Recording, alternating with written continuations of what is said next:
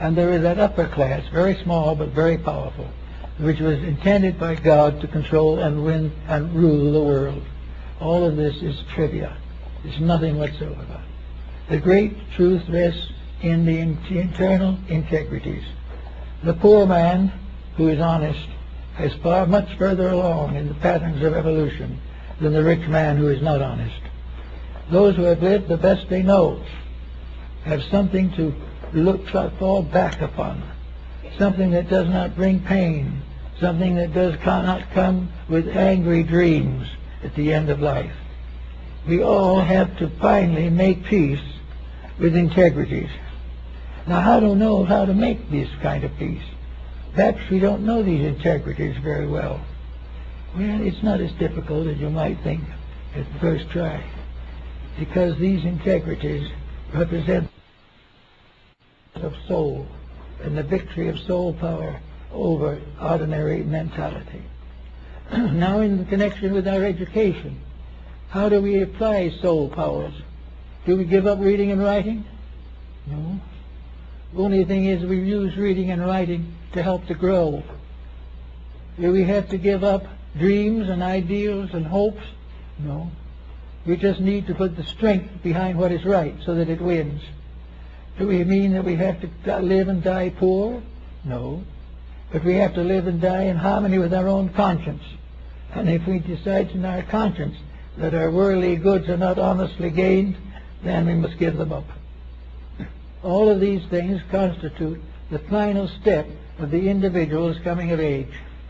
We say now, as the Egyptians said and many other people, that there is an age, approximately 21 years, that is the maturity of the human being physically.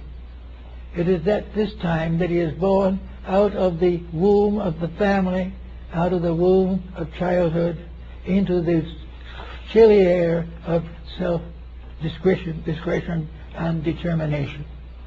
We know that at that time, around 21 years, there is a new birth in each person, in which he passes from the protection of the family to the full maturity of his own destiny. There should be some kind of a definite statement of what this means, that the individual, having reached maturity, is no longer to lean upon something else, but is to permit the weaker to lean upon him.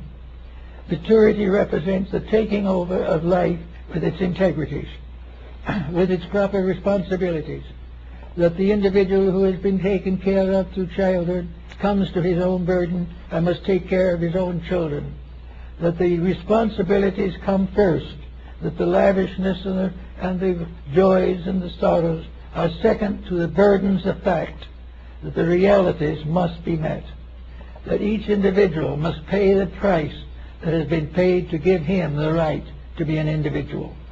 The sacrifices that others have made for him, he must be prepared to pay for. It is not possible to go on through life perpetuating one selfish generation after another. One by one, the selfish generations die of their own selfishness. And if there is nothing to succeed them, then nations die, races die, and planets may die. Because everything to live must be part of a chain of life that has no beginning and no end. The great chain of life, the great chain of destiny goes on, and if it is broken, that which breaks it dies. For everything is here to improve, and anyone who impairs improvement destroys themselves. Anyone who tries to force his own will upon others unreasonably perishes for his audacity. And even the parent has a responsibility to the child, for the Bible says that we should not tempt our children to reproof and disloyalty. We should be able to help all things, for everything that exists is seeking its own maturity, seeking the fullness of its own existence. It is here in order that it may complete the reason for being here. And we should all help that in every way that we can, and do all that we can do to make it easier. Now, we might have to sacrifice things to do it. Supposing as a parent with small children, we should be forced to cut down the television time. Oh, it's a horrible possibility. The destiny of it all. that we will lose the next last ball game, or that we won't be able to check in the next episode of an eternal and inevitable sequence of events. All of this is foolishness. All of this is simply because we are lazy-minded, or else because we have no thoughts that are worth thinking, so we must borrow our thinking from the worst possible source, somebody else's thoughts. So we go on, trying to be happy, trying to do the little stupid things that will give us comfort and peace, trying to relax away from our burdens, trying to get away from facts. And if anyone can get far from facts in the average television performance, they're miraculous workers in their own right, because most of this material is more visible than anyone could have happen to them in daily life in reality. So we have to begin to think in terms of investing in the things we believe in. We must invest in the children, and we won't have so many juvenile delinquents. We must invest in helping young people to fulfill themselves instead of casting them aside into the terrible trench of economy which will grind them to pieces. We have to make sure that the gentle, the kindly, the sweet, the good has its own proper opportunity, that these things are real, and that these are the things which must ultimately succeed.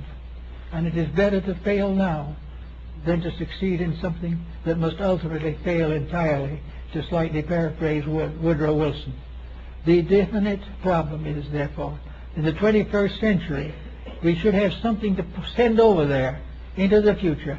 Young people with soul, young people with dedication, and also a simple plan, perhaps almost as simple as that of the old Indians. Just a rule that the thing, we must be kind, we must be true, we must be generous, and we must do all things for the common good, and do unto others as we would have them do unto us. If this factor could be strengthened, we would find that civilization would rise supreme over its own iniquities, and its various fallacies would pass away like clouds upon a summer sky. So the Indian, I remember one of them, I remember very well. He was an older man. He was not going to have any descendant, probably. There was no one. But he just stood there with his blanket up around his neck and his black hair hanging on his shoulders. And he just stood looking to the west and just standing there. And we knew that inside himself he was singing his death song. It wasn't going to be that day. He wasn't like one of those that had a cavalry bullet in his heart. But he knew he was going home. And that when he went home, he was taking with him the last of the will of his people. And he never found anyone much that he could pass this wisdom on to. No one really cared. These people thought he was just a crazy old savage. But he had his own way. But he could do something that most people can't do. He could face the Great Spirit and say, I've kept the rules. So if we keep the rules will keep us. If we do that which is right and what is necessary, we can make this change over into the future as a beautiful spiritual adventure. And we need it badly.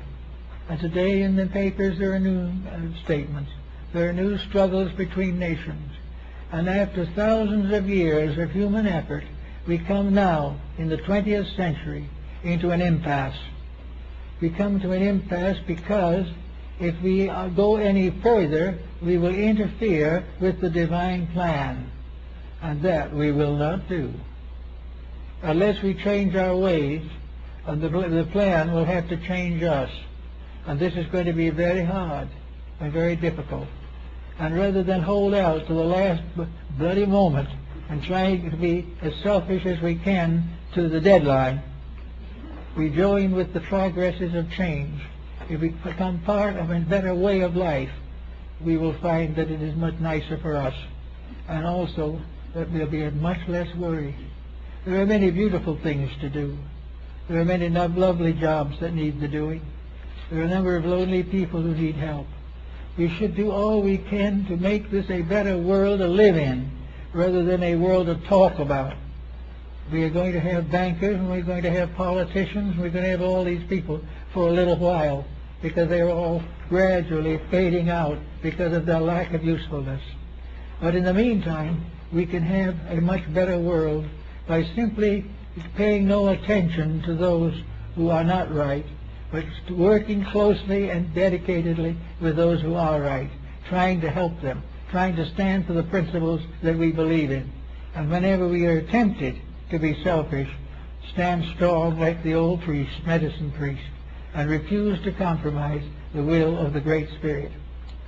Also, this Christmas of the Great Spirit comes to us in one other way, and that is the concept of deity. Each nation of the world has a slightly different concept of the divine power of the source of life. Most of the believe of God as an omniscient and omnipresent power. Many think of deity as a parent. Many think of the deity as a principle. But there are all different interpretations of what deity is. But all agree on one thing, and that is what deity does. And deity keeps the rules. That which makes the rules is in itself the very rules themselves. And the great teachers of things have come to the conclusion that the 10 Commandments are about as good as anything we need, but we don't keep them.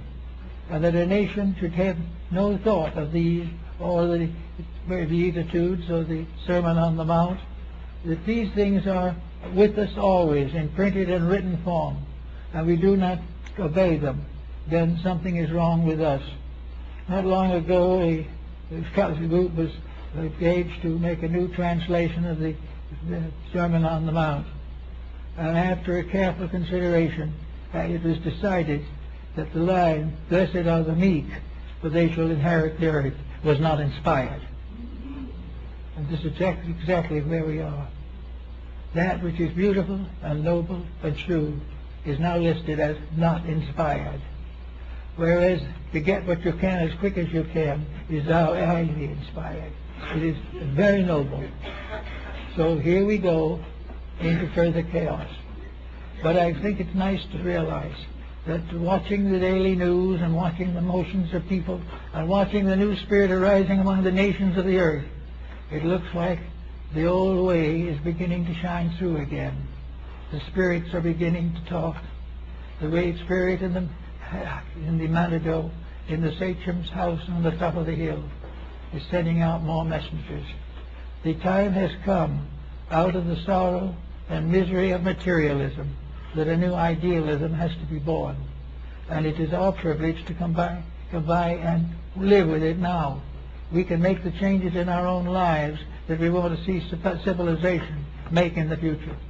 We can do all the things that we hope others will do, and we can start right now.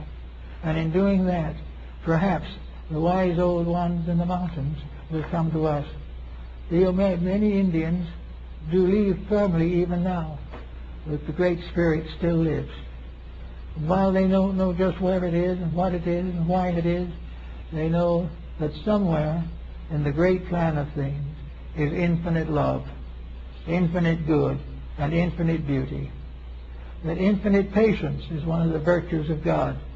And if we contribute as much as we can to these virtues in our personal lives, we will become more like God. And becoming like God, we'll come to know God. These are the thoughts of the day, and I hope they will be of interest to you. Thank you.